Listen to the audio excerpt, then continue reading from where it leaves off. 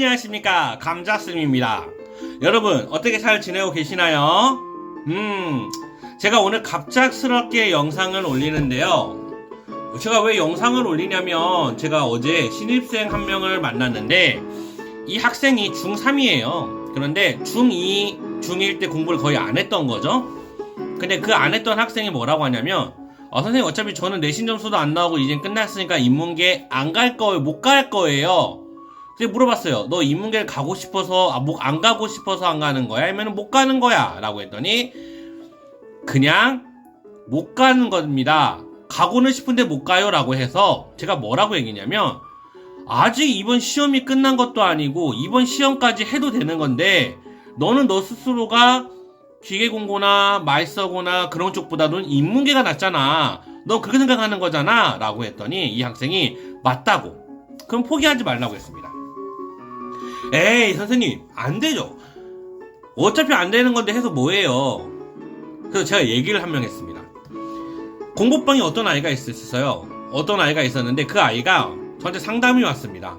선생님 저 지금 내신 점수가 안 좋아서 인문계를 안 가고 기계공고 갈 것 같아요. 그래서 그럼 기계공고 가는 건 좋다, 그런데 정말 원해서 가는 거야? 아니면은 그에 대한 계획이 바뀐 거야? 라고 했더니 내신 점수 때문에 못 가요 했더니, 고민을 했습니다. 저도 아무래도 신입생이다 보니까 이 학생이 어떻게 공부했는지 패턴을 제가 알 수가 없잖아요. 그래서 그러면 우선은 이번 시험을 결정해보고 결정해보자라고 했어요.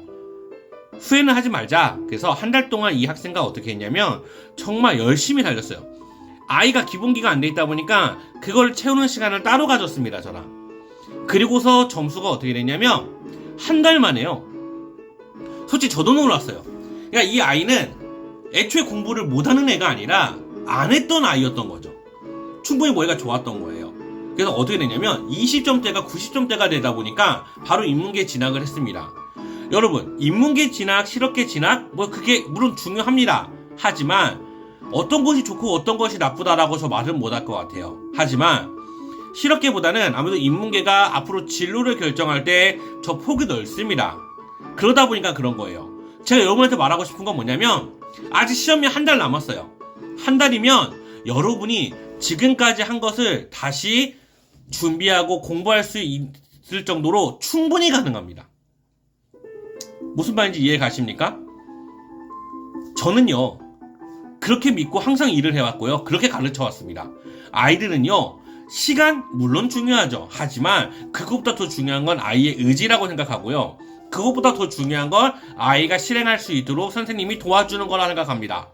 우리 학생 여러분, 아직 포기하지 마세요. 아직 미래를 스스로 낙담하지도 마시고요, 스스로 결정하지도 마세요. 미래는 앞으로 멀리 있어요. 그걸 미리 준비하는 게 우리가 할 일이고요, 그거에 대한 걱정보다는 지금 앞으로 내일 있을 걱정을 하면서 우리의 삶을 준비하세요. 이번 기말고사 2차 고사 준비 들어갑니다. 여러분 반드시 포기하지 마셨으면 좋겠습니다. 군산 감자쌤은 여러분을 응원합니다. 이 노래 듣고 마무리 짓겠습니다.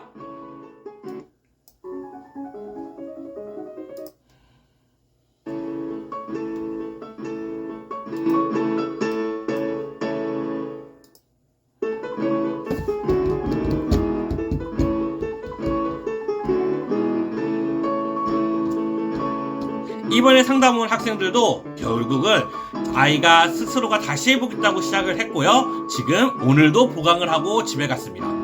그때 그 학생은 지금은 대학생이 되었죠. 제가 알기로는 전남대로 들어간 걸로 기억합니다.